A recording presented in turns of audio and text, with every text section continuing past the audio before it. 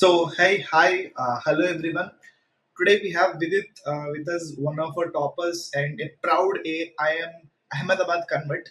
So, firstly, hi, how are you, Vidit, and how are you feeling? Hi, I'm feeling good. I'm doing great. Thank you. The thing is that before we start our convo about your journey and how you are converted the most prestigious college of India, could you tell our viewers and our students a brief introduction about yourself? Hello, everyone. My name is Vidit Nayal, and I am from Khatima, Uttarakhand. For the past year and a half, I've been working at Amdocs as a software developer. Uh, I attended my graduation from NIT Kurukshetra, and after that, I started my CAT preparation journey. Okay. So, like, how much did you score in CAT? I scored 99.91 percentile. Great. So, what are the sectional breakups of VRC, DILR, and Quant? I don't remember the exact values, but each of those had above 99.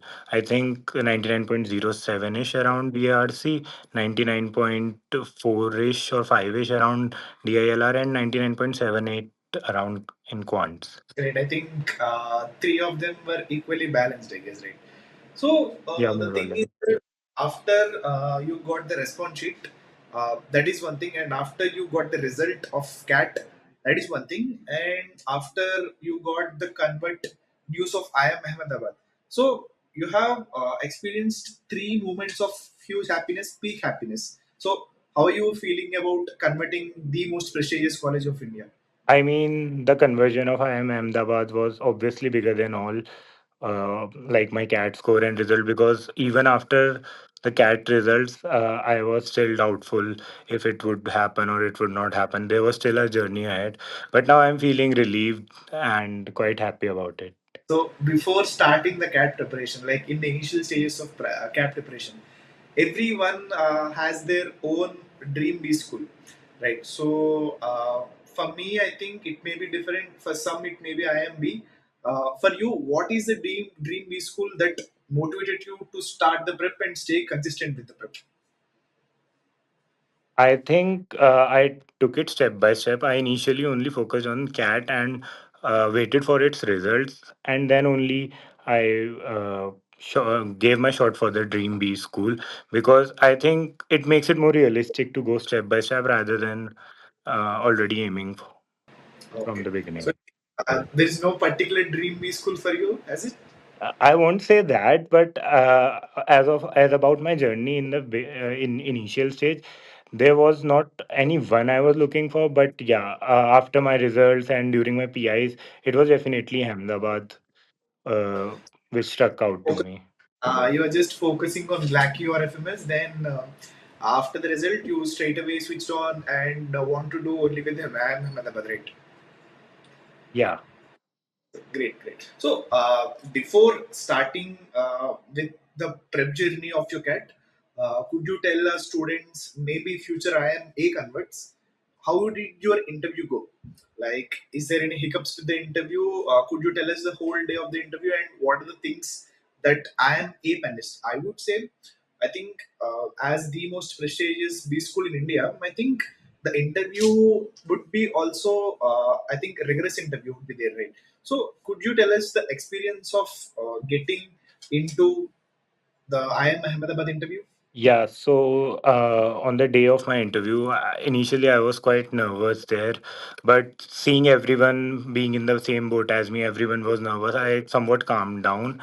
And then, firstly, when I arrived, I focused on analytical written test. I had prepared for it, and I used to think, and I still think that I can write pretty good. So was banking on it more, because eventually uh, all the students and all the candidates are going to be very close to each other in terms of marks, and each parameter, be it the AWTs, be it your CAT, be it your interviews, uh, all are equally important for the final results. So, firstly, I focused on AWTs, and then when my number came in the interview, I took a deep breath and then went on with the flow.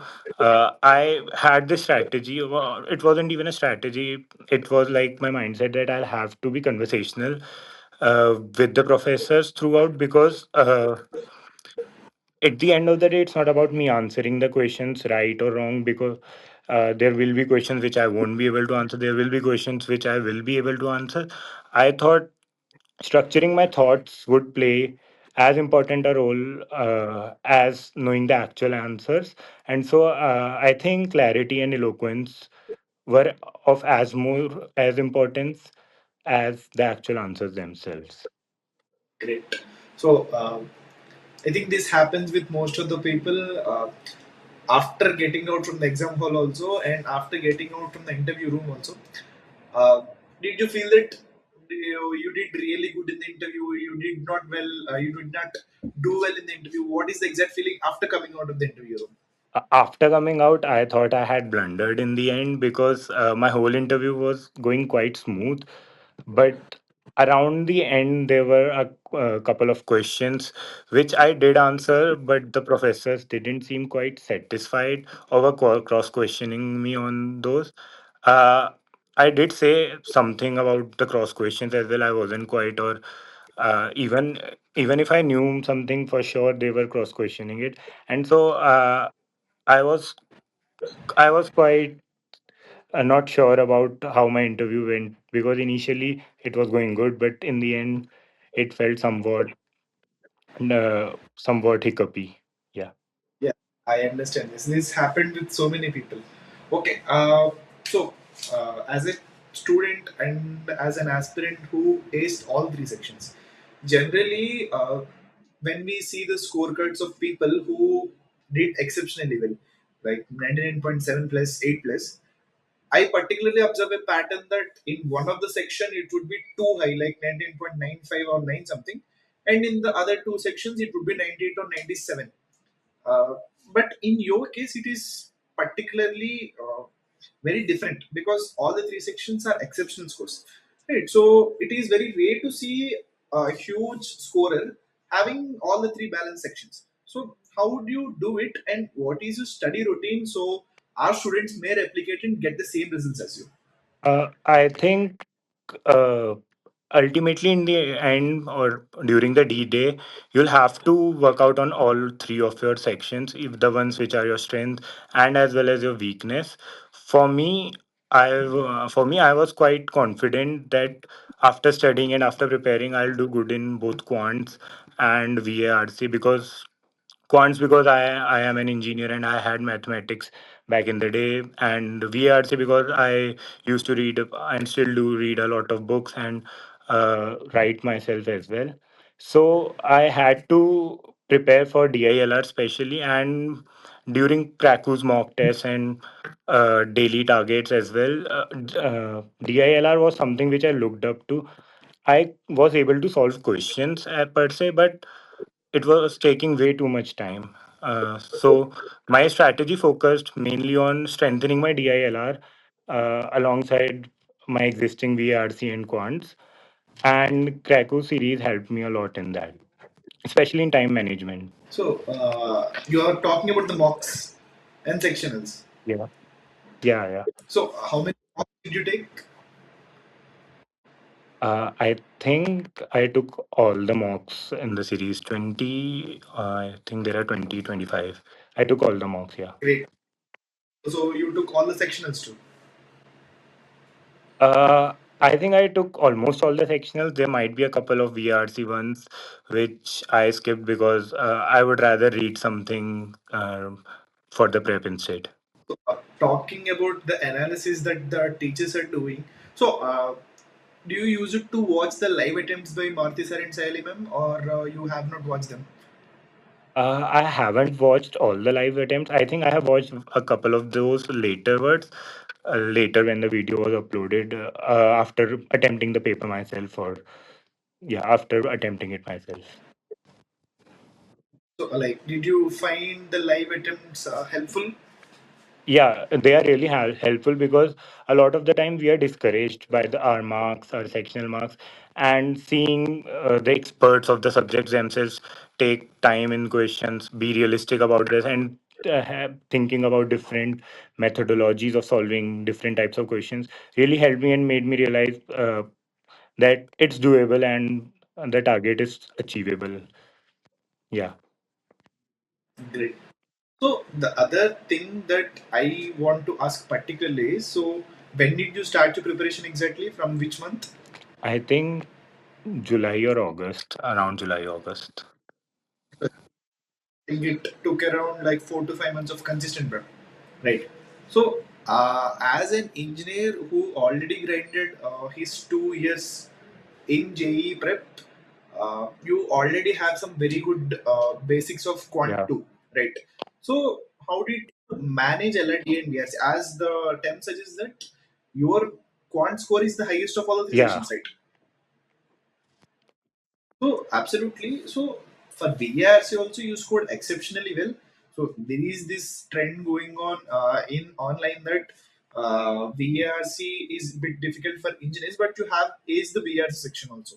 So for several engineers out there, what is your tip or what is your strategy for especially for VARC? Uh, I think, especially for VRC, I was confident in my VRC because I had been reading books and articles and so on daily for like quite some time now. It wasn't something which came up in a day or two, but I think it mostly relies on how much you have been reading and it translates into that in the actual paper. One thing I can suggest people, which I have seen my friends and acquaintances as well, you can just search up words. You read words daily, be it on social media, newspapers, and there might be times when you don't understand a meaning or the context of an already known word. So it would be better to search it up and its various synonyms and meanings. This helped me a lot, yeah, in VARC. So you are an extensive reader. You mentioned that you are a big novel reader. So did that really help you?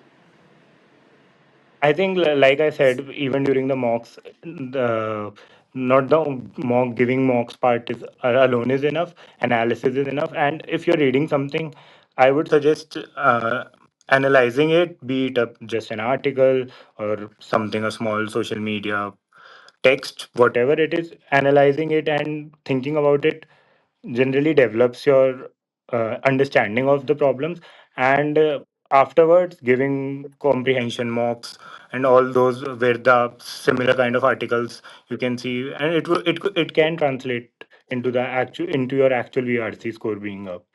So you mentioned that you have took all the 20 dash Yeah. cats of us. So I personally know that in some of the dash cats, especially mock numbers like dash cat 17 and dash cat 13, like these mocks, previous dash cats are a bit difficult also. Like in dash cats itself, is there any moment that you felt that the score is too low and you're too demotivated to keep on studying also? Did you encounter any type of these situations? Actually, quite a lot, yes. Especially for one section, and that section used to change, so I was quite fed up about it. One day I'm scoring way too less in DILR. Next day I'm doing good in DILR, scoring 40, 50, and then my quants would be under 10, and which would surprise me because after the paper I would attempt quants and I would score again, but during the time pressure and in the given time I would get stuck on one problem. So yeah, the graph is never up. It goes up and down. Your scores go up and down. The main point you have to take away from that, even if you score high or less, you don't have to look down on yourself. You have to get up and give the next mock and analyze the current mock and learn from the mistakes. You don't have to do the same mistake twice or thrice or four times, getting stuck on tougher questions or solving in a different way. I think you also faced some ups and downs Yeah. when giving mocks also, right? So, what is your final advice that you want to give future aspirants? I'm particularly sure, and I'm 100% sure that even if an aspirant is going to score a really high percentile, like a 19.4 plus or 5 plus, in one of his mocks or her mocks that he or she is going to give, he will definitely lose marks. Let's say getting in 60 or 70 marks, in my opinion. So what is the advice that you want to give to them? Like they will be definitely be demotivated. What is the thing that they has to keep in mind to replicate the performance I that you did think there are on the two D day? things which candidates should keep in their mind. Mocks are not your actual CAT exam. It will happen later. So you'll just have to give it for practicing, for analysis. You don't have to take it up like it's an actual exam. And if I blundered here, it would be the end of me. And another thing which uh, I think is that people should give different mocks, a lot of mocks, because each paper has different difficulty levels, and the final percentile which is calculated is relative of it. It's not that 60 marks or 50 marks even are less or not good enough, because maybe the paper was tougher for the whole crowd and it would eventually fetch you up a higher percentile, and there's no guarantee next year the paper won't be tougher or easier. We can't determine it yet, we can't determine it anyways, and so giving a very number of mocks, different types of mocks, would eventually help you prepare for any and every scenario that could actually come up in the D-Day. Great. I think solid piece of advice with it. So okay, we Sure. can end the interview by few final questions. Okay. So being an 99.91 percentile, you must Yeah. have got the call for FMS also, right? So did your My interview go interview well, went or is well, it yet to and happen? after just a few hours after my interview, I got the result for A as well. Yeah, I think you have had yeah, the on the FMS on interview 13th. Yeah. before day itself, right? Great destiny, man. So I think FMS may release their shortlist in next few days, right? So what will you choose if you convert both FMS? You already converted IIMA, and there is a news that you also already I'll wait converted for FMS. What the will you results choose? to be sure about it, but I think I'll prefer IMA over FMS as of now. Yeah. Great, great. So are you excited to encounter the dreaded Yeah, I'm first quite excited trimester of because IIMA? no matter how dreadful or how tiresome people may call it, it still is a very prestigious institute in our country, and it will be an honor to join it and be a part of it. Great, great, man. Okay, great talking to you with it. Personally got so many insights from you to tell our students also. So I personally wish all the best, and on behalf of Cracku also, I hope you get Thank you. into Thanks a lot. what domain you want to, and I hope you all the best for the future also.